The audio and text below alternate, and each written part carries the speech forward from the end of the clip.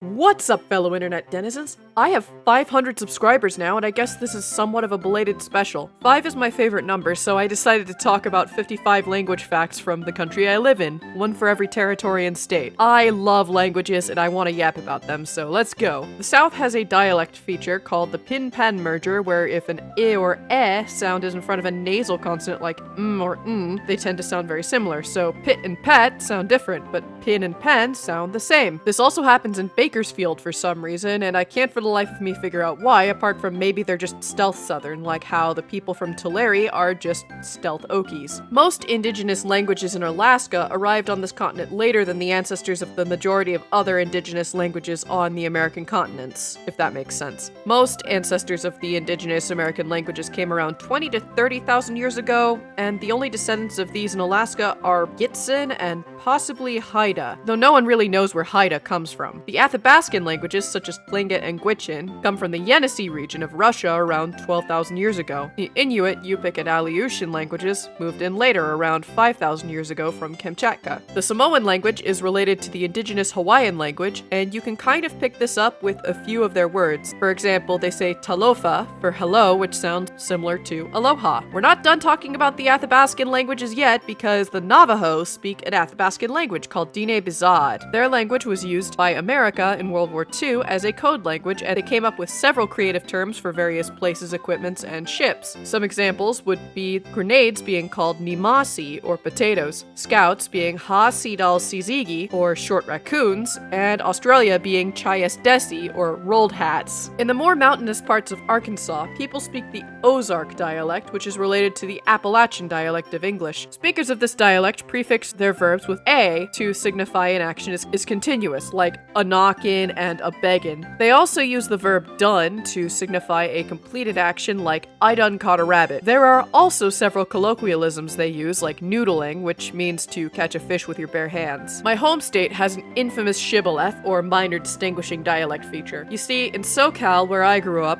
we call freeways the 101, the 405, and so on, because that's just how we roll. However, in NorCal and the rest of America, they don't do that. They're more likely to say Interstate 405 or US 78 East or whatever, which is just clunky. The reason we shorten freeways to just the 5 or the 110 is kind of murky, but it's thought that since we had some of the nation's first freeways, we just shortened them and added that to our lexicon. The Ancestral Pueblo people are one of the coolest civilizations that we barely know anything about. They would create castles and cliffs, design intricate pottery, and make farms with complex irrigation systems, but that's about all we know about them. We do not know what language they spoke, but linguists think that they actually spoke several languages and dialects, the ancestors of the Zuni, the Tanoan, and Carisan languages. Connecticut, like most of the northeastern states, was inhabited by an Algonquin group called the Narragansett. English has a lot of Algonquin loanwords in it, such as pecan, terrapin, squash, possum, raccoon, and persimmon. Delaware was also inhabited by Algonquin people called the Lenape, or the Delaware. Now, what's interesting here is that Delaware is part of a dialect continuum, spanning from Delaware to southern New York. A dialect continuum is where many people speak dialects of the same language, but the further you go in one direction or another, the less likely one side is able to understand the other. So the people in Delaware probably wouldn't be able to understand everything that the Lenape from Manhattan would say. Miami has been developing its own dialect recently. Basically, what we know so far is that in Miami, Cuban Spanish has been influencing English speakers. Specifically, English speakers are borrowing grammatical aspects from Spanish. For example, they say get down from the car instead of get out of the car. This is a process known as calquing, where a phrase is translated word for word from another language and makes its way into a lexicon, much like how long time no see made its way into American English from Mandarin. The southeastern American accent is shrinking in Georgia, especially amongst younger generations. According to NPR, this comes from many factors, such as more people from elsewhere in America coming into the state after World War II and people absorbing media from all over the world. Does this mean the Georgia accent will disappear? Not exactly, but it is changing into something new, and that's just how linguistic evolution works. The accent will stick around longer in more rural areas, as dialects tend to change less there. Many native Guamanians speak Chamorro. Chamorro is distantly related to Hawaiian and Samoan, but only about about as closely as English is related to Hindi. There are a lot of Spanish loanwords in Chamorro, such as conejo, meaning rabbit, and leche, meaning milk. As Hawaii was colonized, people from all over the world came to work in different parts of the islands. Portuguese, English, Japanese, and Cantonese mainly. These people, along with the natives, needed a way to communicate with each other as they worked and traded, so each simplified a part of their original language and sort of traded it with the others, if that makes sense. This then solidified as its own language over the centuries, and now it's only somewhat intelligible with English. Although I am from surfing territory, so I can understand it probably a bit better than most people. Idaho's name is completely made up. Mining lobbyist George Willing presented this name as a Shoshone word for gem of the mountains, when really, when the Shoshone were asked, they didn't know of any such word. So people tried to ask other tribes from around the area. Yakima, Nez Perce, Paiute, Salish, Kootenai, no dice. Why would you go around lying about a word you made up? At least I have the gall to admit I conlang. You know the great vowel shift, aka the reason most of our words are spelled so weird? Well, Illinois is experiencing something like that right now, and it's called the Northern Cities vowel shift. Examples of this would be the tensing and fronting of certain vowels, turning job into jab, and the lengthening of cat into cat. The shift of multiple vowels at once is called a chain shift, and it happens when there are too many short vowels pronounced in a small part of the mouth, for example, ah and ah. Both are open and somewhere at the back of the mouth. People of Indiana call themselves Hoosiers, and no one really knows why. The term first appeared in writing in the 1830s, all in the context of being someone from Indiana, but with no further explanations as to what it means or where it comes from. There are some theories, such as people answering doors with "who's here," and a local indigenous word for corn being husa, though like with Idaho, linguists have so far failed to find such a word in any local languages. Des Moines, Iowa has two etymologies. The most famous is the French Rivière des Moines, meaning River of the Monks. However, the locals already had a similar sounding name for it, Moyen Quena, meaning shitface. This was the Peoria people's name for a rival group to their west. This is actually pretty common and is where we get names like Anasazi and Yosemite. Okay,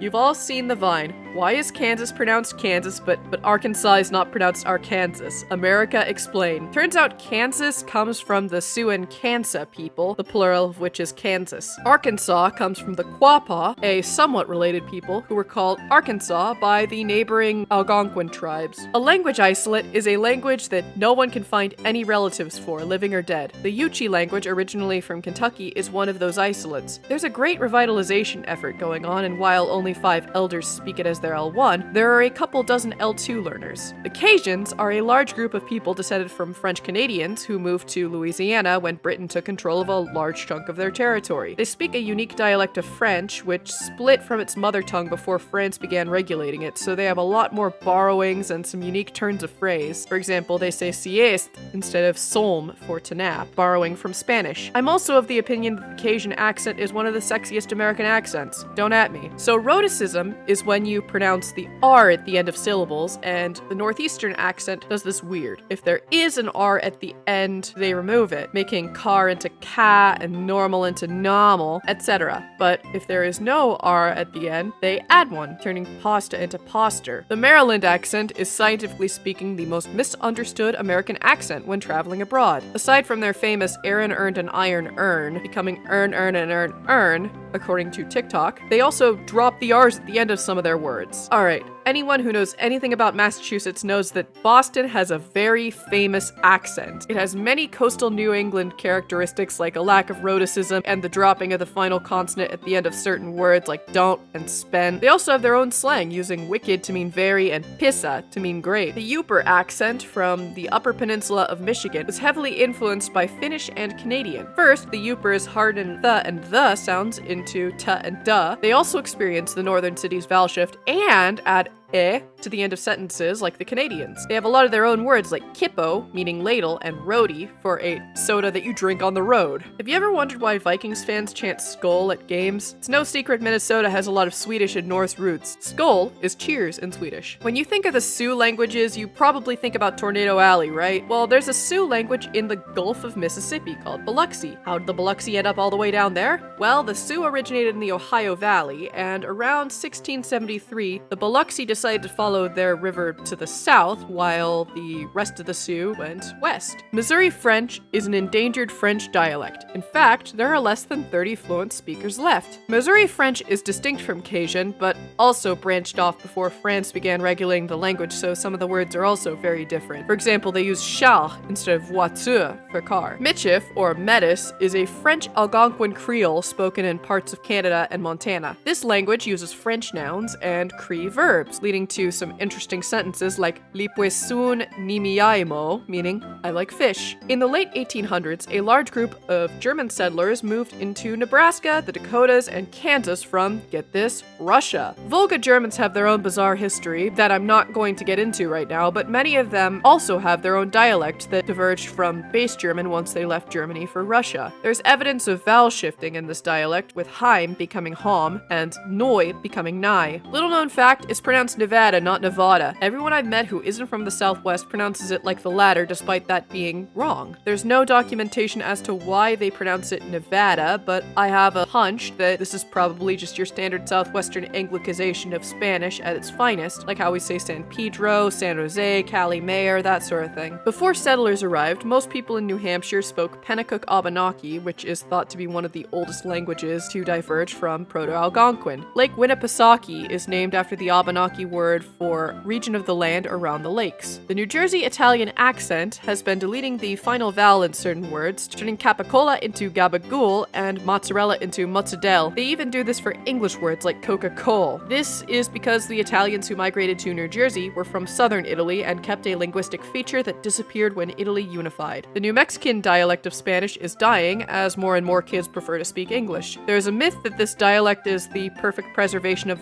Golden Age Spanish, but that is largely untrue. This language merely preserves some aspects of Old Spanish that other dialects do not, much like how American preserves the old pronunciation of lieutenant. Some examples of differences between New Mexican and base Spanish include noje instead of no sé. They also call turkeys gallino de la sierra instead of pavo. There are actually several accents from New York City, though they seem to be fading into one uniform accent as more people gain access to mass media. All of these different accents arose in different boroughs, where different people from different places all around the world mingled at different times. Everything under the umbrella of the New York accent, though, is ultimately descended from a London accent. In North Carolina, there is a large indigenous tribe called the Lumbee, who have their own deep, rich history. At first glance, their dialect of English sounds like your standard Southeastern American English. However, there are a lot of differences. First, they delete the final consonant of some of their words, like best and ol from best and old. They also say I'm got to instead of I've got to. There are a few unique words in their vocabulary, like mummock, meaning to make a mess of things. The Gullah Geechee language originated during the mid-Atlantic slave trade as a Creole between English and the languages of Sierra Leone. This Creole used to be widely spoken on the Rice Coast of the United States, or the southeastern coast, by enslaved people, and was once widely thought to be a broken form of English, despite there being complete and complex grammatical structures and rules. Side note, there is no such thing as a broken language or dialect. Most things classified as such are just non-standard sociolects and dialects, but I digress. There are many Mende and Vai loanwords in Gullah, including do, meaning child, and kom, meaning to gather. The word Gullah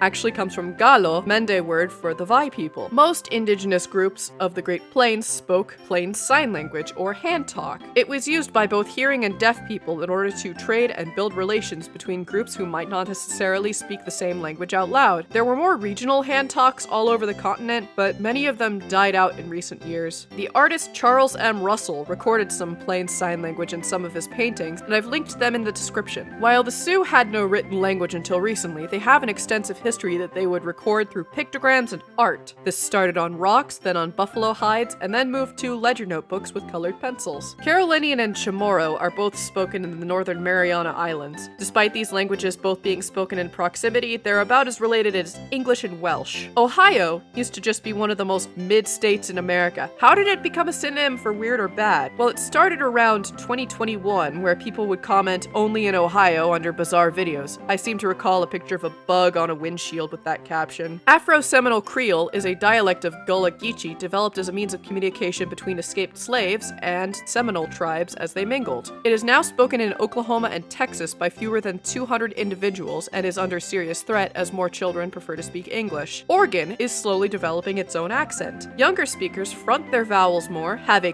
cot merger and are beginning to experience a beg-bag merger, which I didn't even know could be a thing. Did you know that most Iroquois languages lack labial consonants, or consonants you pronounce with your lips like b, p, etc.? Turns out that's rare linguistically speaking. The Taino language, once spoken all across the Caribbean, is now extinct, but a lot of their words made their way into English over the centuries. Words like hurricane, barbecue, tobacco, and potato. Puerto Ricans call themselves Borinquen because that was the Taino word for their island. I think it's only appropriate for us to discuss the etymology of quahog for Rhode Island, despite the fact that I fucking hate Family Guy. Quahog comes from the Narragansett word pequahok, meaning hard clam. The Cherokee syllabary was developed to represent each syllable of the Cherokee language. Sequoyah wanted to help preserve his language as settlers encroached on his people's territory and decided that a syllabary was the best way to represent it, as Cherokee syllables are mostly consonant vowel. This was actually controversial for some of his people, as the idea of putting intentions onto paper was seen as witchcraft. But after a court hearing, his chief found that the syllabary was indeed a good idea. This writing system is still used to this day in schools, newspapers, and signage. Around the 1840s, Germans began migrating to Texas. Their descendants, especially the ones who lived in Fredericksburg, developed their own unique dialect. They developed a lot of new words for local wildlife, including panzerpig for armadillo, and they borrowed about 5% of their vocabulary from English words such as fence. Did you know the Mormons had their own writing system for a time? Around the time the Mormons migrated to Utah, Brigham Young decided they needed their own writing system, partially to promote literacy and partially to separate themselves from the rest of America. The Deseret script, as it was called, was a lot more phonetically oriented than the Latin script, with a character for almost every sound in English. If you have heard Senator Bernie Sanders speak, you have noticed that his accent is unique. The Vermont accent seems to follow most of the Northeastern accent conventions, like non-rhoticism and so on, but speakers also close the I sound a little, turning it into more of an oi, like foy and oidea. They also call grocery shopping making groceries. The Virgin Islands Creole is described by some linguists to be a transitional language, a bridge between Dutch Creole and English. While English is by far the most spoken language on the islands, many people speak Virgin Islands Creole in informal settings. The language uses reduplication for emphasis and dem to indicate plurals, so good cat dem would mean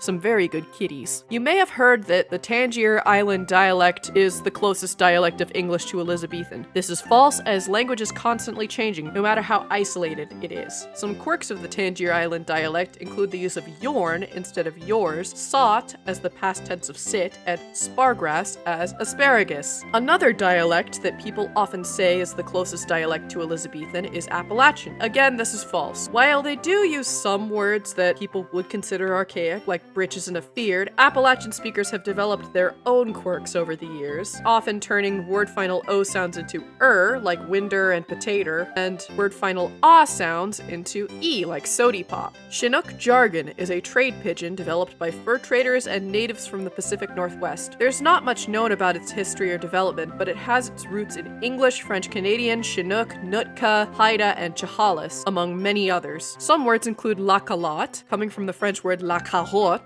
or carrot, nem, meaning name, and mamook, coming from the Nootka word for to make. In my opinion, the Midwestern dialect is the strongest in Wisconsin. You have probably noticed that they pronounce their O's a lot rounder over there. They speak a little flatter, and they call the drinking fountain the bubbler, and soda pop. Finally, the name Wyoming comes from Delaware, or Lenape to be specific. Wyoming comes from Muchuwaumik, meaning end of the plains. This was probably my longest video that I've done. There are far too many linguistic quirks and facts about America for me to talk about everything meaningfully in one video without collapsing from sheer exhaustion like I'm about to right now. I'm obviously not Human 1011 or any of the other linguistic lads, but linguistics has always been my #1 interest, like ever since I can remember. As always, sources are in the description. If you have any linguistic tidbits you've noticed from your own area, or if you have any rare American languages or dialect that you speak or just know of and think are cool, please let me know about them in the comments below. Also, I want to thank all of you guys so much for getting me here. 500 is a huge number. That's as big as my graduating class in high school. That's more people than I